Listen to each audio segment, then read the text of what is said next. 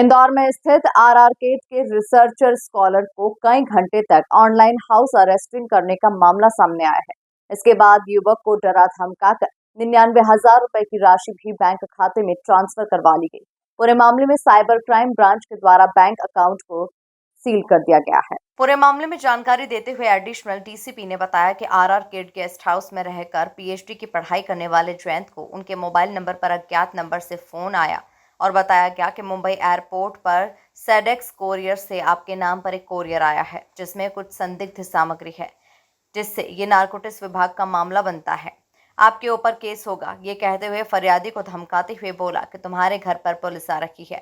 चूंकि आवेदक 2 दिन पहले ही वीजा के सिलसिले में मुंबई गए थे, इस कारण वो घबरा गए और उन्होंने आरोपी से ये पूछ लिया कि मामले में बचने के लिए क्या करना होगा। आरोपी ने कहा कि आपको ऑनलाइन स्टेटमेंट देना होगा तथा आरबीआई में आपका अकाउंट वेरीफाई करना होगा। इसके लिए आपको 99,000 रुपए एक खाते में डालने होंगे जो रिफंडेबल है। 5 से 10 मिनट में उक्त रकम वापस आपके खाते में आ जाएगी, जिससे आपका अकाउंट चेक हो जाएगा। फरियादी जयंत भट्टाचार्य ने 99,000 रुपए गूगल पे के माध्यम से पंजाब नेशनल बैंक में ट्रांसफर करा दिए। जब 15 से 20 मिनट तक पैसे वापस नहीं आए तो जयंत समझ गया कि उसके साथ धोखाधड़ी हो गई है। जयंत ने तुरंत Rajendra Nagar cyber help desk zone 1 में संपर्क किया, जहां से तत्काल पीड़ित की साइबर पोर्टल पर शिकायत दर्ज कराई तथा सस्पेक्ट बैंक अकाउंट को फ्रीज करवाकर फर्जी नंबर से आए कॉल की लोकेशन के आधार पर जांच पड़ताल शुरू कर दी। हमें कल एक साइबर हेल्प डेस्क में एक कंप्लेंट प्राप्त हुई, जिसमें जो आवेदक हैं उनका नाम जयंत भट्टाचार्य है और जो राजा रमन्ना कैट इंस्टीट्यूट से पीएचडी के स्कॉलर हैं, इनके द्वारा ये रिपोर्ट करी गई कि 8 जून को इनके पास एक अनोनिमस नंबर से एक कॉल आया था, जिसमें कॉलर के द्वारा ये बताया गया कि इनके नाम का एक कुरियर जो कि सेडेक्स कुरियर कंपनी के द्वारा भेजा गया था, वो इनके नाम पर मुंबई एयरपोर्ट पर पकड़ा गया है, जिसमें जाली पासपोर्ट और कुछ प्रोहिबिटेड ड्रग्स हैं। इसके तहत ये कहा गया उनसे कि ये एनडीपीएस के तहत दंडनीय अपराध है और इसके लिए उनको अरेस्ट किया जा सकता है।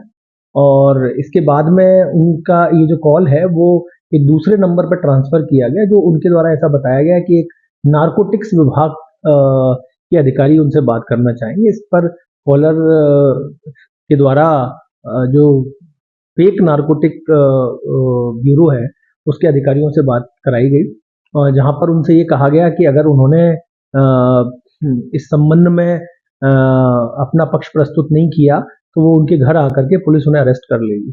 जिस पर कॉलर के द्वारा ये पूछा गया कि भाई इसके संबंध में क्या करना होगा, तो उनको ये बताया गया कि इसके लिए उन्हें आरबीआई के थ्रू अपना अकाउंट वेरीफाई कराना पड़ेगा और वेरिफिकेशन के प्रोसेस में उनको 99,000 रुपीज गूगल पे के थ्रू जो है वो एक उनके बताए हुए अकाउंट नंबर पर ट्रांसफर करने पड़ेगा।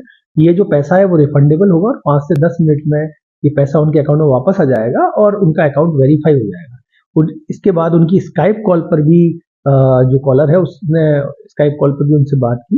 इसके बाद विश्वास होने पर आवेदक के द्वारा 99,000 रुपए गूगल पे के माध्यम से पंजाब नेशनल बैंक के एक अकाउंट में ट्रांसफर किए गए। जब 15 से 20 मिनट बाद भी कॉलर का पैसा वापस नहीं आया तो उसे इस संबंध में शक हुआ और उसने सेडेक्स कुरियर के बारे में जानकारी जब ली तो उसे इंटरनेट से पता लगा कि इस तरह के नाम की कंपनी के द्वारा भी पूर्व में कई लोगों के साथ फ्रॉड की घटना हो चुकी है, जिसके बाद में उनके द्वारा साइबर हेल्प डेस्क से संपर्क किया गया। तो हम लोगों ने तत्काल उनकी रिपोर्ट जो है वो ऑनलाइन कंप्लेंट दर्ज कराई है। साथ ही साथ में हमने वो जो मोबाइल नंबर जिस पे वो कॉल आया था उसको भी हमने सर्विलांस पे डाला। नंबर प्रथम दृष्टया बेंगलोर कर्नाटक से लिंक्ड समझ में आ रहा है और इसके साथ ही साथ में जो फ्रॉडस्टर के अकाउंट्स हैं जिसमें ये पैसा ट्रांसफर हुआ है उसको भी हमने फ्रीज कराने की कार्रवाई शुरू करा है।